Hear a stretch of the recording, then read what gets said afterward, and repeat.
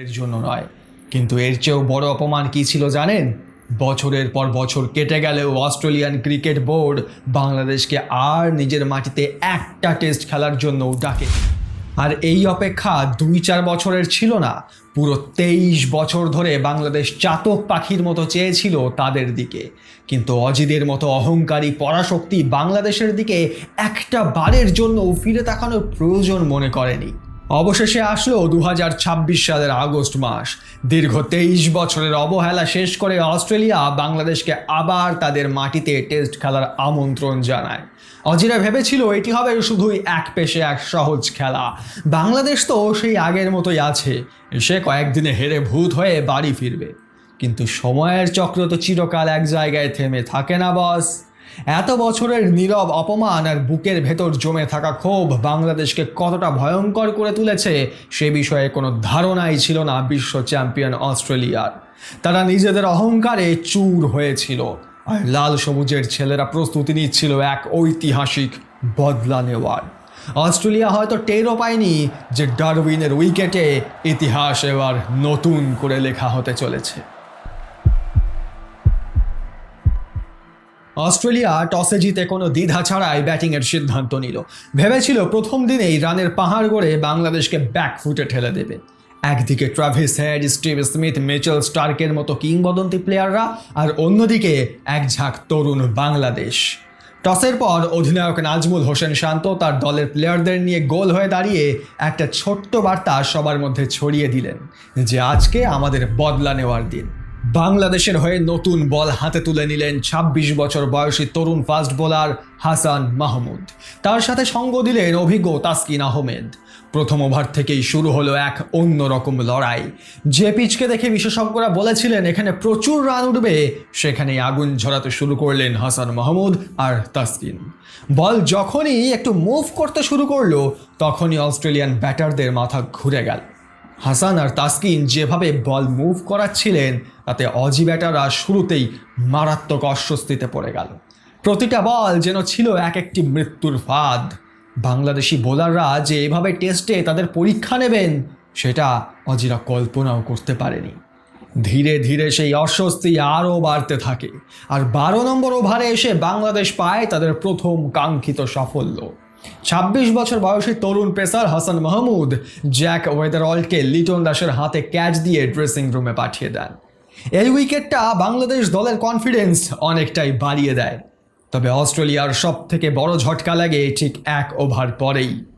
সেই হাসান মাহমুদই ফিরে এসে ট্রাভিস হেডকে এক প্রকার চারুখানে চিৎ করে দেন। বল ব্যাটের কানায় লেগে সোজা ঢুকে যায় উইকেটে, আর ট্রাভিস হেডকে মাত্র 22 রান করেই ড্রেসিং রুমে ফিরে যেতে হয়।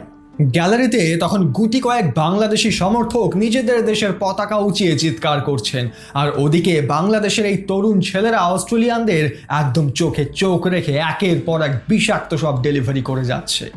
এই দৃশ্য বাংলাদেশ যে শেষ কবে দেখেছে তা হয়তো ভক্তরা নিজেরাও মনে করতে পারবেন না।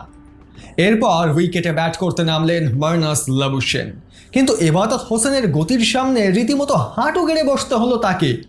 20 বল খেলে মাত্র 1 রান করে সেকেন্ড স্লিপে শান্তর হাতে সহজ ক্যাচ দিয়ে তাকেও ড্রেসিং রুমে ফিরে যেতে হলো। মাত্র 61 রানেই অস্ট্রেলিয়ার 3 উইকেটের পতন। বাংলাদেশের ফাস্ট বোলাররা যেন সেদিন জ্বলে উঠলেন। সবাই ভেবেছিল অস্ট্রেলিয়া এত বড় দল 3 উইকেট পড়লেও তারা ঠিকই এখান থেকে ম্যাচে ঘুরে দাঁড়াবে। কিন্তু সবাইকে অবাক করে দিয়ে সেদিন টাইগার পেসাররা এমন কিছু করলেন যা দেখে ডারউইনের পুরো গ্যালারির অজি সমর্থকরা এক প্রকার হা হয়ে গেলেন। হাসান মাহমুদ নামের যে তরুণ ছেলেটার কথা আপনাদের বলেছিলাম, এই ছেলেটি এবার এমন স্পেল শুরু করলো যার কোনো জবাবই অজি ব্যাটারদের কাছে ছিল না। তারা একে একে উইকেটে আসলেন আর লাইন ধরে ড্রেসিং রুমের দিকে ফিরে যেতে লাগলেন। অন্য প্রান্তে স্টিভ স্মিথ একা লড়ে পুরো অজি ইনিংসকে খুঁড়িয়ে খুঁড়িয়ে টেনে নিয়ে যাওয়ার চেষ্টা করছিলেন। তবে অন্য প্রান্ত থেকে যেভাবে একের পর এক উইকেট পড়ছিল তাতে তিনিও খুব একটা আত্মবিশ্বাসী হতে পারছিলেন না। মিচেল স্টার্ক কিংবা প্যাট কামিন্স সবাই হাসানের বলে উইকেট কিপার লিটন দাসের হাতে ক্যাচ দিয়ে স্মিথকে একা ফেলে রেখে ড্রেসিং রুমের পথ ধরলেন। দেখতে দেখতে 150 রান তুলতেই অস্ট্রেলিয়ার 6টি উইকেট হাওয়া। গোটা ক্রিকেট বিশ্ব তখন অবাক, এমনকি বাংলাদেশের দর্শকরা পর্যন্ত নিজেদের চোখে বিশ্বাস করতে পারছিলেন না যে মাঠে আসলে কি ঘটছে। তবে যাই ঘটছিল তা ভরা গ্যালারিতে সবার চোখের সামনেই হচ্ছিল। স্টিভ স্মিথ তার জান প্রাণ দিয়ে অস্ট্রেলিয়াকে বাঁচানোর চেষ্টা করছিলেন ঠিকই, কিন্তু শেষমেশ হাসান মাহমুদ তাকে নিজের জালে ফাঁসিয়েই ছাড়লেন। ঠিক যে কায়দায় আগের ব্যাটসম্যানদের ফিরিয়েছিলেন, একইভাবে স্মিথকেও লিটন দাসের তালুবন্দি করিয়ে প্যাভিলিয়নে ফেরত পাঠালেন। 189 রানের মাথায় যখন স্টিভ স্মিথ আউট হলেন, ততক্ষণে অস্ট্রেলিয়ার 9টি উইকেটের পতন ঘটে গেছে। আর 198 রানে নাথান লায়নের উইকেটটি পড়তেই পুরো অস্ট্রেলিয়ান টিম 200 রানের নিচে অল আউট হয়ে গেল। তাও আবার সেই ছোট দল বাংলাদেশের কাছে, যাদের তারা বছরের পর বছর ধরে অবহেলা করে এসেছিল। প্রথম ইনিংসে হাসান মাহমুদ একাই তুলে নিলেন 6টি উইকেট, আর তাসকিন ও এবাদত নিলেন 2টি করে উইকেট। বাংলাদেশের বোলাররা তো তাদের কাজটা চমৎকারভাবে করে দিয়েছিলেন, কিন্তু এবার আসল পরীক্ষা ছিল ব্যাটারদের, কারণ কেবল বোলিং দিয়ে তো আর টেস্ট ম্যাচ জেতা যায় না। আর ক্যাপ্টেন শান্ত এটা খুব ভালো করেই জানতেন। অস্ট্রেলিয়ার মাটিতে দাঁড়িয়ে 199 রান টপকে বড় লিড নেওয়াটা কোনো ছেলে খেলা নয়। এর জন্য দরকার একেবারে দেখে শুনে দায়িত্বশীল ব্যাটিং। পুরো বাংলাদেশ এবার অপেক্ষা করছিল তাদের ব্যাটারদের লড়াই দেখার জন্য। ক্যাপ্টেন শান্ত তার 2 ভরসাযোগ্য ওপেনার সাদমান ইসলাম আর তানজিদ হাসান তামিমের ওপর ইনিংস শুরু করার দায়িত্ব তুলে দিলেন। অন্যদিকে অস্ট্রেলিয়ান শিবির তখন খাঁচায় বন্দী বাঘের মতো ফুঁসছিল বাংলাদেশকে গিলে খাবার জন্য, কারণ প্রথম ইনিংসে বাংলাদেশ তাদের যে লজ্জা দিয়েছে তারা সেটা সুদে আসলে মিটিয়ে নিতে চাইছিল। হাতে লাল বল নিয়ে আক্রমণ করতে প্রস্তুত মিচেল স্টার্ক, যার বাউন্স সুইং আর বিষাক্ত ইয়র্কারের সামনে পৃথিবীর তাবড় তাবড় ব্যাটাররাও হাঁটু গেড়ে বসে। অজি বোলারদের চ্যালেঞ্জ ছিল একদম পরিষ্কার, ইউ মিস আই হিট। বাংলাদেশের 2 ওপেনারও সেই চ্যালেঞ্জ গ্রহণ করলেন, তবে তাদের মাইন্ডসেট ছিল একদম পরিষ্কার, কোনোভাবেই তাড়াহুড়ো করা যাবে না। সেই পরিকল্পনা অনুযায়ী তারা একদম শান্ত মাথায় ধীরে সুস্থে একের পর এক ওভার পার করতে লাগলেন। টেস্ট ক্রিকেট তো এমনই, বোলাররা ব্যাটারকে বারবার টেস্ট করবে, আর ব্যাটারকে ঠান্ডা মাথায় নিজের উইকেট বাঁচিয়ে টিকে থাকতে হবে। ধীরে ধীরে ম্যাচ এগোতে লাগলো। 8 ওভার পর্যন্ত সবকিছু একদম ঠিকঠাকই চলছিল, কিন্তু 9 নম্বর ওভারে এসে মিচেল স্টার্কের 143 কিলোমিটার গতির এক তীক্ষ্ণ বল ধেয়ে এলো সাদমান ইসলামের দিকে। সাদমান বলটি ফ্লিক করে লেগ সাইডে খেলার চেষ্টা করলেন, কিন্তু দুর্ভাগ্যবশত বল ব্যাটের লিডিং এজ হয়ে সোজা চলে গেল কভার পয়েন্টে দাঁড়িয়ে থাকা নাথান লায়নের হাতে। এমন সহজ ক্যাচ ছাড়ার পাত্র নাথান লায়ন ছিলেন না। সাদমান ইসলাম 20 রান করে হতাশ হয়ে ড্রেসিং রুমের দিকে পা বাড়ালেন। প্রথম উইকেটের পতনের পর ব্যাট করতে নামলেন দলের অভিজ্ঞ ব্যাটার মমিনুল হক। এবার মমিনুল আর তানজিদ তামিম মিলে বাংলাদেশের ইনিংসকে ধীরে সুস্থে সামনের দিকে এগিয়ে নিয়ে যেতে লাগলেন। কোনো তাড়াহুড়ো নেই, অযথা ঝুঁকি নেওয়ার কোনো প্রবণতাও নেই। এই সময় তাদের পরিপক্ক ব্যাটিং দেখে মনে হচ্ছিল বাংলাদেশ সত্যিই বিশ্বের অন্যতম সেরা টেস্ট দলগুলোর মতো নিখুঁত ক্রিকেট খেলছে। অস্ট্রেলিয়ান ক্যাপ্টেন প্যাট কামিন্স তার সেরা বোলারদের দিয়ে বাংলাদেশি ব্যাটারদের দারুণ পরীক্ষা নিচ্ছিলেন, কিন্তু 9 নম্বর ওভারে সাদমান আউট হওয়ার পর তারা আর কোনো উইকেট পাচ্ছিলেন না। অস্ট্রেলিয়া দিশেহারা হয়ে একটা উইকেটের খোঁজ করছিল, কিন্তু বাংলাদেশি ব্যাটাররা যে এইভাবে ধৈর্য ধরে মাটি কামড়ে পড়ে থাকবেন তা অজিদের কল্পনার বাইরে ছিল। দেখতে দেখতে 10 ওভার, 20 ওভার, 30 ওভার পার হয়ে গেল, কিন্তু উইকেটের দেখা মিলল না। অন্যদিকে বাংলাদেশের 2 ব্যাটার ঠান্ডা মাথায় নিজেদের হাফ সেঞ্চুরির দিকে এগোচ্ছিলেন। এভাবেই প্রথম দিন শেষ হয়। বাংলাদেশের রান দাঁড়ায় 96, 1 উইকেটে। পরের দিন অর্থাৎ ম্যাচের দ্বিতীয় দিনে বাংলাদেশ আবার নতুন করে তাদের ইনিংস শুরু করলো। দেখতে দেখতে 32 নম্বর ওভারে এসে তানজিদ হাসান তামিম তার ক্যারিয়ারের অন্যতম সেরা হাফ সেঞ্চুরি পূরণ করলেন। ওদিকে অন্য প্রান্তে তার সঙ্গী মমিনুল হকও নিজের অর্ধশতের একদম কাছে পৌঁছে গেলেন। 39 নম্বর ওভারে তার রান তখন 49। হাফ সেঞ্চুরি পূরণের জন্য চাই আর মাত্র 1টি রান, কিন্তু ভাগ্যের কি নির্মম পরিহাস দেখুন, ঠিক সেই মুহূর্তেই জশ হ্যাজেলউড বল করতে এসে সব পরিকল্পনা একেবারে বানচাল করে দিলেন। অফ স্ট্যাম্পের সামান্য বাইরের একটি বল মুমিনুল ড্রাইভ করতে গিয়েছিলেন, কিন্তু বল ব্যাটের বাইরের কানায় লেগে সোজা চলে গেল উইকেট কিপার অ্যালেক্স ক্যারির গ্লাভসে। মাত্র 1 রানের জন্য হাফ সেঞ্চুরি মিস করে মুমিনুল যখন ড্রেসিং রুমের দিকে হাঁটছিলেন, তখন যে কতটা আক্ষেপ তার লাগছিল তা আশা করি প্রত্যেকটা ক্রিকেট প্রেমী ফিল করতে পারবে। তবে মুমিনুল যখন আউট হলেন ততক্ষণে বাংলাদেশের স্কোরবোর্ডে 138 রান উঠে গেছে, আর উইকেট পড়েছে মাত্র 2টি। অর্থাৎ অস্ট্রেলিয়ার দেওয়া 199 রান পার করতে বাংলাদেশের আর দরকার ছিল মাত্র 61 রান, হাতে 8টি উইকেট। মুমিনুল আউটের পর ক্রিজে নামলেন অধিনায়ক নাজমুল হোসেন শান্ত। তিনি তানজিদের সাথে মিলে আবার নতুন করে একটি মজবুত পার্টনারশিপ গড়ে তুললেন। যারা ভেবেছিল প্রথম ইনিংসে বাংলাদেশ তাসের ঘরের মতো ভেঙে পড়বে, তারা হা হয়ে গেল। কারণ যেভাবে বাংলাদেশ ব্যাটিং করছিল সেটা এক কথায় ছিল অবিশ্বাস্য। শান্ত আর তানজিদের পার্টনারশিপে 52 নম্বর ওভারে বাংলাদেশ 200 রানের গন্ডি পার করে ফেলে, আর এর সাথেই পেছনে ফেলে দেয় অস্ট্রেলিয়ার প্রথম ইনিংসের স্কোরকে। এবার এই দুই ব্যাটারের টার্গেট ছিল একটাই, যত বেশি সম্ভব রান বোর্ডে যোগ করা। কারণ দিন যত বাড়বে ডারউইনের পিচ ততই ভাঙতে শুরু করবে এবং স্পিনাররা দারুণ সুবিধা পাবে। দেখতে দেখতে শান্ত নিজের 50 সম্পূর্ণ করলেন। অন্যদিকে তরুণ তানজিদ হাসান তামিম তখন নিজের প্রথম টেস্ট সেঞ্চুরির দোরগোড়ায় দাঁড়িয়ে। পুরো বাংলাদেশ তখন প্রার্থনা করছিল এই তরুণ ছেলেটি যেন আজ তার 100 রান পূর্ণ করতে পারে। কারণ অস্ট্রেলিয়ার মাটিতে দাঁড়িয়ে এই রান করাটা শুধু তার জন্য নয়, পুরো বাংলাদেশের জন্যই এক গর্বের মুহূর্ত। অবশেষে সকল অপেক্ষার অবসান ঘটিয়ে এক চোখ ধাঁধানো শটে তানজিদ তার অবিস্মরণীয় সেঞ্চুরি পূরণ করলেন। অস্ট্রেলিয়ার মাটিতে দাঁড়িয়ে লাল সবুজের এক তরুণ ছেলে যে এভাবে টেস্টে সেঞ্চুরি হাঁকাতে পারে তা হয়তো অনেকেই কল্পনা করতে পারেনি, কিন্তু সব অসাধ্য সাধন করে তিনি প্রমাণ করে দিলেন ইচ্ছার আত্মবিশ্বাস থাকলে সবই সম্ভব। তবে সেঞ্চুরি পূর্ণ করার পর নিজেকে আর খুব বেশি সময় ধরে রাখতে পারলেন না তানজিদ। ঠিক তার পরের বলে একটি ছক্কা হাঁকাতে গিয়ে টাইমিং মিস করে বসলেন। বল সোজা গিয়ে জমে গেল সীমানায় থাকা মিচেল স্টার্কের হাতে। 101 রানের দুর্দান্ত ইনিংস খেলে তিনি যখন ড্রেসিং রুমে ফিরছিলেন, তখন পুরো স্টেডিয়াম দাঁড়িয়ে তাকে সম্মান জানালো। এরপর মুশফিকুর রহিম আর শান্ত মিলে আর একটা ছোট পার্টনারশিপ করলেন, কিন্তু 82 নম্বর ওভারে শান্ত হ্যাজেলউডের বলে এজ আউট হয়ে গেলেন। এরপর লিটন দাস নেমে একটা ডাক মারলেন, অর্থাৎ 0 রান। দ্বিতীয় দিনটা বাংলাদেশের জন্য বেশ ভালোই চলছিল, আর মাত্র কিছু ওভারই বাকি ছিল দ্বিতীয় দিনের। কিন্তু সেই সময় ঘটে যায় এক অবাক করা ঘটনা। মিরাজ তখন 25 রানে ব্যাট করছেন, আর ওদিকে মিচেল স্টার্ক সারাদিন ধরে বোলিং করে এমনিতেই ক্লান্ত, তার চোখে মুখে রাগ এমনিতেও স্পষ্ট ছিল। তখন স্টার্কের একটা বল মিরাজ একটু ঠেলে দিয়ে একটা সিঙ্গেল নেয়, কিন্তু ভুলবশত মিরাজ পিচের মাঝখান দিয়ে দৌড় লাগান, যেটা দেখে মিচেল স্টার্ক একেবারে রেগে আগুন হয়ে যান। সে মিরাজকে কড়া ভাষায় বলে, এটা কি তোমার দৌড়ানোর জায়গা নাকি আমার? উইকেট থেকে বেরিয়ে যাও। আসলে মিরাজ বলের দিকে তাকিয়ে থাকায় সে বুঝতেই পারেনি মিচেল স্টার্ক কোন জায়গায় দাঁড়িয়ে আছে। তবে আম্পায়ার মাঝখানে এসে দুজনকে শান্ত করেন। আসলে উইকেট নিতে না পেরে অস্ট্রেলিয়া এতটা ডেসপারেট হয়ে গিয়েছিল যে তারা নিজেদের মাথা ঠিক রাখতে পারছিল না।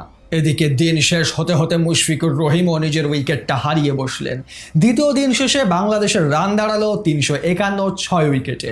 অর্থাৎ দ্বিতীয় দিন শেষে বাংলাদেশ 153 রানে এগিয়ে ছিল, আর হাতে ছিল 4 উইকেট। তৃতীয় দিন শুরু হতে বাংলাদেশের 2টো উইকেট খুব তাড়াতাড়ি পড়ে গেল, কিন্তু ওই দিন টেনে দিলেন মেহেদী হাসান মিরাজ। মিরাজ আউট হওয়ার আগে 65 রানের একটা দারুণ ইনিংস খেলে দিয়ে গেলেন নিজের টিমের জন্য।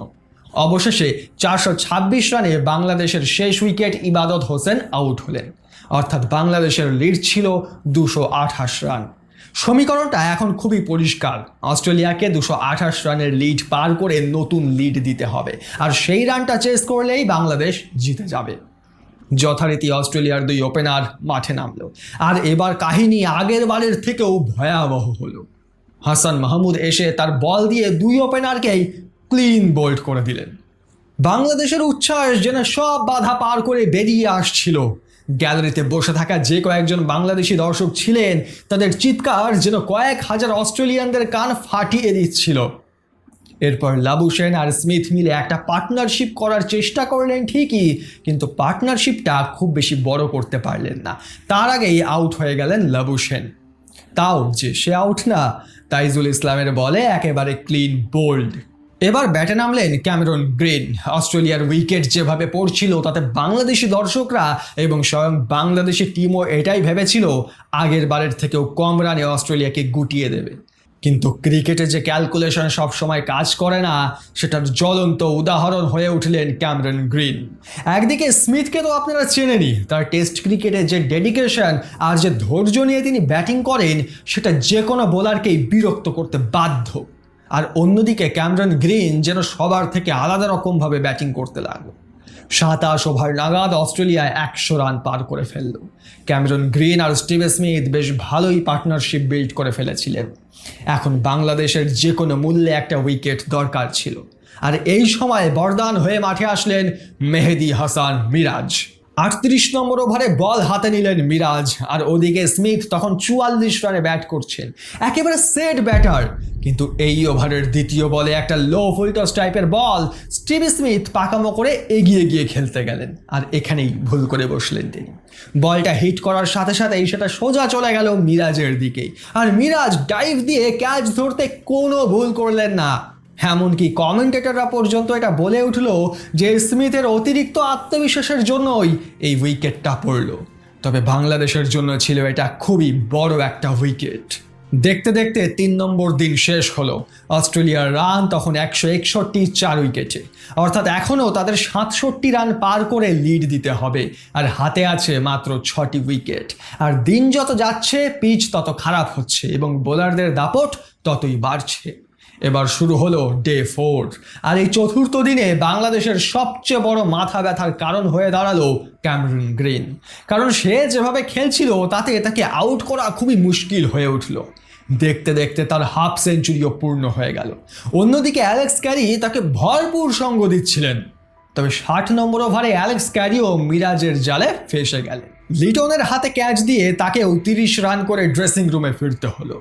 এবার যেন অস্ট্রেলিয়া আবার সেই তাসের ঘরের মতো ভাঙতে শুরু করলো। আগেরবার যেমনটা স্টিভ স্মিথের সাথে হয়েছিল, এবার ঠিক ক্যামেরন গ্রিনের সাথেও সেরকম হতে লাগলো। সে একদিকে দাঁড়িয়ে ইনিংসটাকে সামলাচ্ছে, আর অন্য দিক দিয়ে একের পর এক ব্যাটার আসছে আর যাচ্ছে। এই ইনিংসে মেহেদী হাসান মিরাজ যেন একেবারে অন্য লেভেলে বোলিং শুরু করলেন। একের পর এক অস্ট্রেলিয়ান ব্যাটারদের মাথা খারাপ করে দিচ্ছিলেন তিনি। উইকেটের পর উইকেট টপ টপ করে গিলতে লাগলেন মিরাজ। দেখতে দেখতে 193 রানে অস্ট্রেলিয়ার 6টি উইকেট পড়ে গেল। সবকিছু প্ল্যান মাফিক চললেও বাংলাদেশের পথের কাটা হয়েছিল সেই ক্যামেরন গ্রিন। এখন ক্যাপ্টেন শান্ত যে কোনো মূল্যে তার উইকেটটি চান, কিন্তু ক্যামেরন গ্রিন তো এত সহজে ছেড়ে দেওয়ার পাত্র নন। ধীরে ধীরে তিনি রান বাড়াতে থাকলেন। 70 ওভারের মাথায় গিয়ে অস্ট্রেলিয়া 200 রান পূর্ণ করে ফেলল, অর্থাৎ তখন তারা ঋণের বোঝা প্রায় শেষ করে ফেলেছে। ক্যাপ্টেন শান্তর কপালে এবার একটু চিন্তার ভাঁজ পড়ল, কারণ শেষ দিনে গিয়ে 100 রান চেস করাও যে কতটা কঠিন সেটা তার খুব ভালো করেই জানা ছিল। তাই যে কোনো মূল্যে তিনি অস্ট্রেলিয়াকে দ্রুত অল আউট করতে চাইছিলেন। 80 ওভার শেষে বাংলাদেশ নতুন বল নিল, আর নতুন বল নেওয়ার সাথে সাথেই জাদু দেখালেন তাসকিন আহমেদ। মিচেল স্টার্ককে লিটন দাসের হাতে ক্যাচ বানিয়ে ড্রেসিং রুমে পাঠিয়ে দিলেন তিনি। অস্ট্রেলিয়ার রান তখন 250, পড়ে গেছে 8টি উইকেট, কিন্তু তাও তারা আশা ছাড়েনি। ক্যামেরন গ্রিন একাই লড়াই চালিয়ে অস্ট্রেলিয়া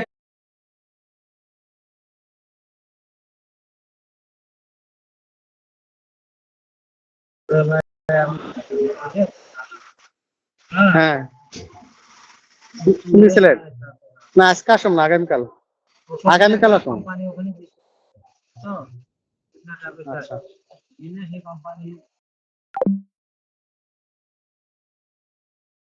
টেনে নিয়ে যাচ্ছিলেন। অবশেষে এক পর্যায়ে তিনি পূরণ করে ফেললেন তার দুর্দান্ত 100 রান। এই 100 রান যে অস্ট্রেলিয়ার ইনিংসে কতটা গুরুত্বপূর্ণ ছিল তা ক্যাপ্টেন প্যাট কামিন্স খুব ভালো করেই জানতেন। কারণ সেদিন যদি ক্যামেরন গ্রিন এই সেঞ্চুরিটি না করতেন তবে হয়তো অস্ট্রেলিয়া 150 রানেই গুটিয়ে যেত। সেঞ্চুরি করার পর ক্যামেরন গ্রিনের একটাই লক্ষ্য ছিল অস্ট্রেলিয়াকে যতটা সম্ভব বড় লিড দেওয়া, কারণ হাতে ছিল মাত্র 2টি উইকেট আর সাথে ব্যাট করছিল বোলাররা। তাই তাদের ওপর ভরসা না করে নিজেই বড় শট খেলে দলকে এগিয়ে নিয়ে যাওয়ার পরিকল্পনা করলেন তিনি। কিন্তু 93 নম্বর ওভারে নতুন বল হাতে তার সামনে এসে দাঁড়ালেন অস্ট্রেলিয়ার জমদূত এবাদত হোসেন। এবাদতের ওভারের পঞ্চম বলটি ক্যামেরন গ্রিনের উইকেট একেবারে ছিটকে দিল, আর এর সাথেই অস্ট্রেলিয়ার সমস্ত আশা ভরসা যেন ধুলোয় মিশে গেল। পুরো গ্যালারি তখন বাংলাদেশ দলের চিৎকারে কেঁপে উঠল। 104 রান করে যখন ক্যামেরন গ্রিন আউট হলেন তখন অস্ট্রেলিয়ার স্কোর 278 রান। আর ঠিক 2 ওভার পরে নাথান লায়ন আউট হতেই 284 রানে শেষ হয়ে গেল অস্ট্রেলিয়ার দ্বিতীয় ইনিংস। এই ইনিংসে মেহেদী হাসান মিরাজ একাই তুলে নেন 5টি মূল্যবান উইকেট। অস্ট্রেলিয়া বাংলাদেশকে লিড দিল 56 রানের, অর্থাৎ সমীকরণ এখন কাচের মতো পরিষ্কার। অস্ট্রেলিয়ার মাটিতে প্রথম টেস্ট জিততে বাংলাদেশকে করতে হবে মাত্র 57 রান। তবে এই মুহূর্তে দাঁড়িয়ে বাংলাদেশের প্রত্যেকটি প্লেয়ারের বুক দুরু দুরু করে কাঁপছিল, কারণ তাদের হাতে সময় ছিল প্রচুর। এখনো হাতে পুরো 1.5 দিন বাকি, রানও একেবারে কম। সবই ছিল বাংলাদেশের নিয়ন্ত্রণে। তবে বাংলাদেশ টিম যেটা সহজে নিয়ন্ত্রণ করতে পারে না সেটা হলো মানসিক চাপ। তাই পুরো বাংলাদেশের মানুষ যারা ক্রিকেটকে ভালোবাসেন তারা এক মুহূর্তের জন্য টিভির সামনে থেকে চোখ সরাতে পারছিলেন না, কারণ এর আগে এমন বহু ম্যাচ গেছে যেখানে বাংলাদেশের জেতা ম্যাচও হাতছাড়া হয়েছে। আর এই 57 রানটি তো অজরা এমনিতে উপহার দেবে না, এগুলো লড়াই করে আদায় করে নিতে হবে।